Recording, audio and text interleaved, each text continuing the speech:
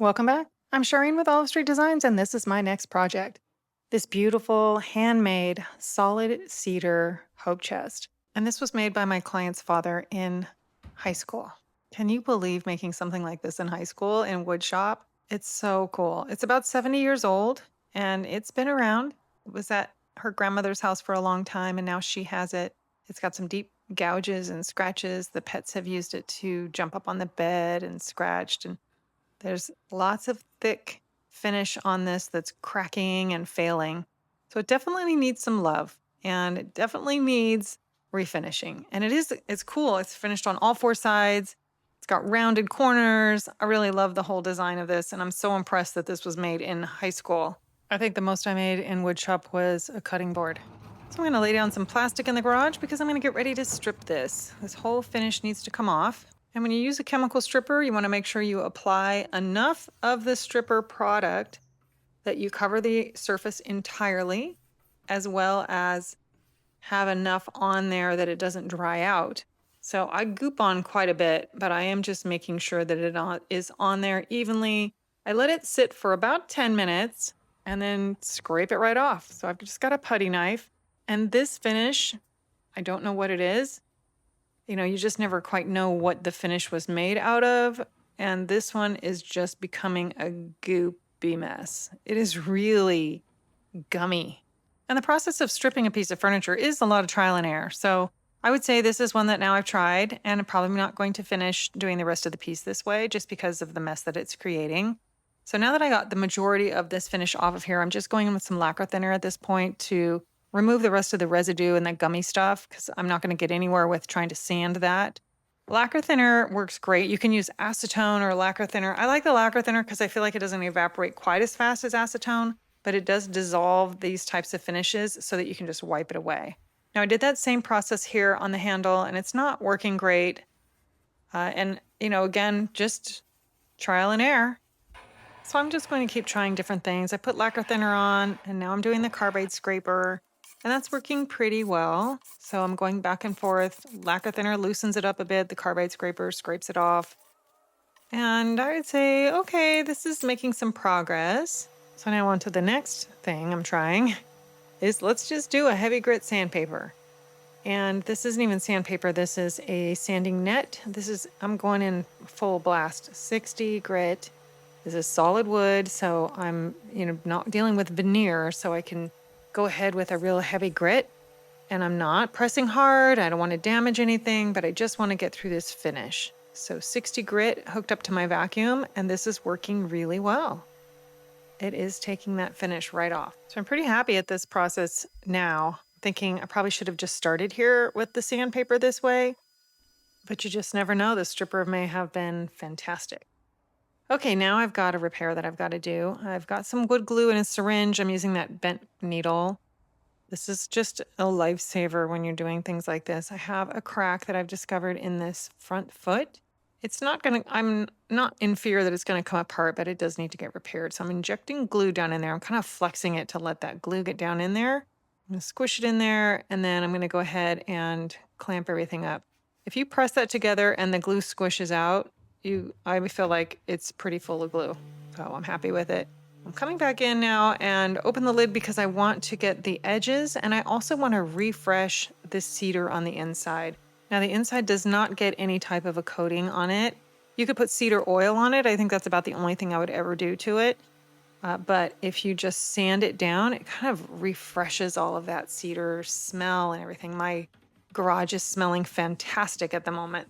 Now, no project would be complete without plenty of hand sanding. So I've got to do all of these details by hand. Plenty of things to sand by hand on here. I had that handle area, and then I'll get to more of that soon. But I'm going to go back in with that heavy grit sandpaper or that net on the top as well and just get the rest of the finish off everywhere. You can see I've made good progress on the front. However, you can't leave it like this because it's going to be rough. But look at the difference that it's making. This is the side that was stripped, and this is what I've sanded. Wow, that's such a good difference. It's amazing. I just want to get that finished because I'm just loving how that's coming to life and getting rid of all those deep scratches. Okay, I have one more tool in my arsenal, this little contour scraper. And I'll just scrape the rest of the finish out of there and then go back in with these contour sanding blocks and some sandpaper and get that sanded smooth. Now the edges are round and the trim is square, and they made this cute little custom piece that fits down in there on all four corners. This one fell out, so I put some glue in there and then got that pushed up in there so that I can glue it back in place. It just popped out while I was doing all of my sanding. Now I'm working closely with my client and I'm doing some FaceTime videos with her regarding stains. So we talked about different stains to kind of warm this up. Got a couple of gel stains, antique walnut, candlelight. I'm going to try these out. And now I've done one color on one side and one on the other.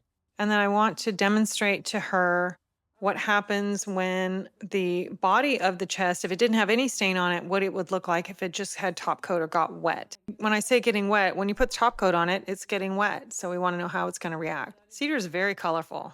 I mean, she really liked the look of the cedar and she did not want to downplay that necessarily. So, we thought about just doing the stain and warming it up a bit. I sampled a couple more and I think she really decided she just wants to let cedar be cedar.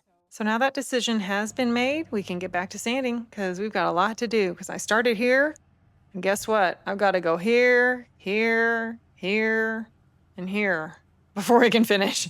So I'm going to be doing this a while. And I've got over here the stack of different sandpapers that I'm just going to work all the way through because I can't leave that rough wood. And here it is, stripped and sanded, beautiful. It's crazy how different it looks already. So we're excited to get moving on to the next step. Final finishes, top coat. Now top coat does have moisture in it. So when I said we'll see how it reacts when it gets wet, this is what I meant. And as you put the top coat on, wow, that's colorful. Cedar is colorful, of course. And all of the grain and everything, the client really did not want to downplay. So even though she was thinking about a stain that may warm it up, she was like, but I really don't want to cover up all that amazing grain of the cedar. But we'll have to wait and see once this dries what the color is and see if we need to amend it by adding any stain or anything to the top coat at that point just to tone anything down or do anything any differently. I'm really loving her choice of not doing the stain and leaving this natural and just, letting cedar be cedar. It really is beautiful. Top coat can always have things added to it. If we wanted to mitigate any of this orange or anything, we could add some stain to the top coat and just do things really lightly. So this is going to be a process. We just have to see how this dries down. So this first coat really is very telling. And this is bright, but I think this is going to get to where she really wants to be.